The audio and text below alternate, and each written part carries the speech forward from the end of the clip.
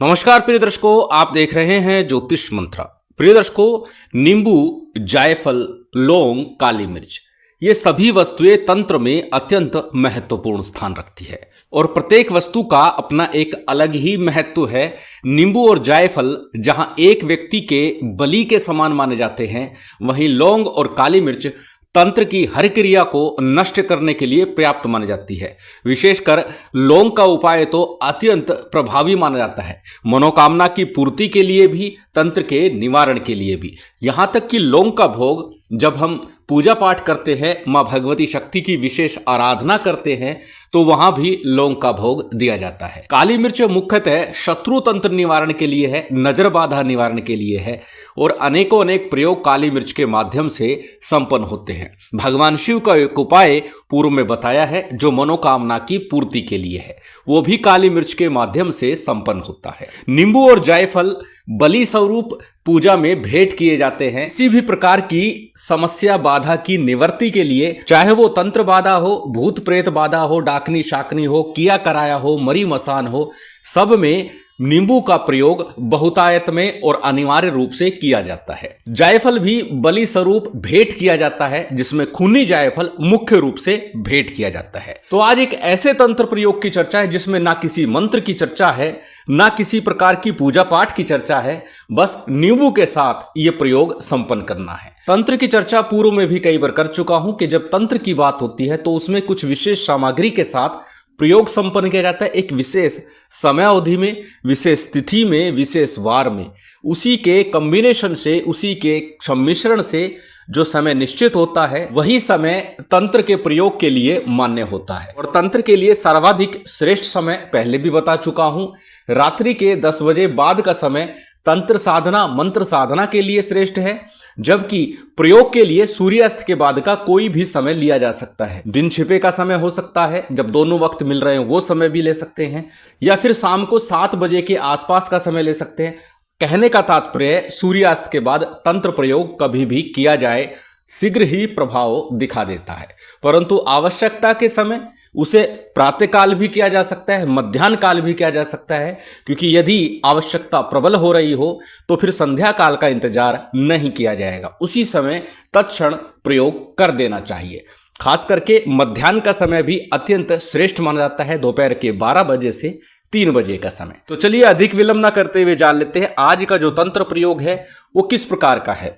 इस तंत्र प्रयोग में किसी भी प्रकार की बाधा के लिए, चाहे बाधा हो तंत्र की, किसी ने कुछ किया हुआ है, टोटका किया है, नजर टोक लग गई है, या फिर भूत प्रेत बाधा से कोई व्यक्ति परिवार का ग्रसित है, अथवा हमारा कोई वाहन है या फिर दुकान है, उसमें कार्य व्यवसाय नहीं चलता, वाहन आए दिन दुर्घटनाग्रस्त हो जाता है, सबके निवारण के लिए इस तंत्र प्रयोग को किया जा सकता है। अत्यंत सरल विधान, सामान्य सी सामग्री के साथ ये प्रयोग संपन्न किया जाता है। तो सबसे पहले बात कर लेते हैं कि सामग्री के साथ इस प्रयोग को संपन्न किया जाना है। जैसे कि आरंभ में बताया, नींबू के माध्यम से ही प्रयोग संपन्न होगा, परंतु साथ में क्या चाहिए? प्रथम तो एक साफ स्वच्छ नींबू लेना है, उस पर किसी प्रकार का दाग नहीं होना चाहिए जब आप इस प्रयोग को संपन्न कर रहे हो, बिल्कुल साफ नींबू लेना है। दूसरी वस्तु है लौंग, 4 लौंग लेनी है, बहुत अधिक मात्रा की आवश्यकता है, मात्र गिन करके 4 लौंग लेना, और 4 ही आपको काली मिर्च लेनी है। थोड़ा सा कपूर, 1 चम्मच 2 चम्मच सरसों का तेल, और थोड़ी सी किसी भी प्रकार की समिधा, लकड़ियां, कि बाद में इस प्रयोग को भस्म किया जाएगा, जलाया जाएगा। जिस सामग्री को हम तैयार करेंगे तो उसके लिए थोड़ी सी समिधा या फिर ऊपले या कंडे प्रज्वलित कर सकते हैं। कहने का अभिप्राय है किसी भी प्रकार से थोड़ी सी अग्नि का प्रबंध करना है। और इसके साथ 1 चुटकी आपको चाहिए कुमकुम, सिंदूर, और साथ ही साथ जिस व्यक्ति के लिए कर रहे हैं उसके कद के बराबर काले रंग का धागा। यदि घर के लिए कर रहे हैं 7 हाथ लंबा, अर्थात हाथ से पूरे 7 बार उसको नाप लीजिएगा, इतना बड़ा धागा आपको लेना है। दुकान के लिए कर रहे हैं तो उसमें भी 7 बार नाप के लीजिएगा। वाहन के लिए कर रहे हैं या फिर किसी अन्य प्रॉपर्टी के लिए कर रहे हैं तो उसमें भी 7 बार हाथ से आपको नाप के लेना है काले रंग का धागा।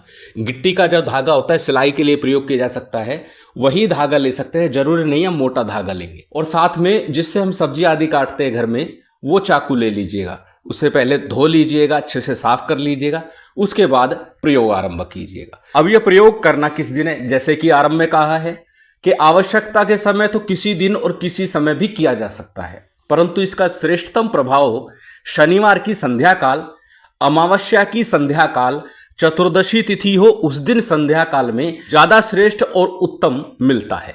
इसलिए यदि अति प्रबलता नहीं है तो शनिवार के दिन कर लीजिएगा, अन्यथा आवश्यकता लग रही है आज करके देखे, अभी करके देखे, तत्क्षण आपको इसका प्रभाव दिखाई दे जाएगा। अब करना क्या है, कैसे करना है, यह भी जान लेते हैं। सबसे पहले आपको क्या करना है, जो नींबू आपने लिया है चाकू की सहायता से उसे 4 भागों में काटना है, परंतु इस बात का ध्यान रखिएगा 4 भाग अलग नहीं करने, चारों भाग एक साथ जुड़े रहने चाहिए।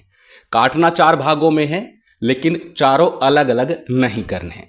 प्रथम कार्य संपन्न हुआ। अब दूसरा कार्य क्या है, 4 लौंग 4 काली मिर्च ली है, नींबू कटा है उसके 2 भाग बने हैं प्रत्येक नींबू के, तो एक भाग में आपको काली मिर्च और एक भाग में लौंग लगानी है। इस प्रकार चारों भागों में एक काली मिर्च एक लौंग लगानी है, तो 4 काली मिर्च 4 लौंग इसीलिए चाहिए। दूसरा कार्य संपन्न हुआ।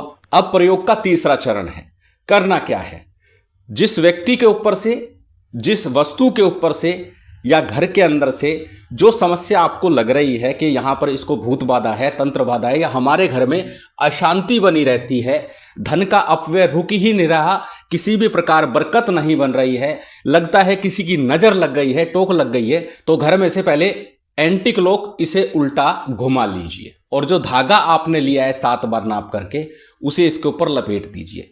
यदि किसी व्यक्ति के ऊपर से आप नाप रहे हैं तो उसके कद के बराबर धागा लेना है, उसके ऊपर से इस नींबू को 7 बार एंटी क्लॉक घुमाना है। किसी मंत्र का जाप नहीं करना, सिर्फ भावना मन में प्रबल हो, ये भावना हो कि जो भी इसकी समस्या है, जो भी इसकी परेशानी है उसका निदान हो जाए और सारी समस्या परेशानी इस नींबू में समाहित होकर भस्मसात हो जाए। इस प्रकार का निवेदन प्रार्थना मन में ये भावना चलते रहने चाहिए। 7 बार उसके ऊपर से वार लिया, उसके बाद काला धागा उसके ऊपर लपेट दीजिए। अब तीसरा चरण भी हमारा पूरा हुआ।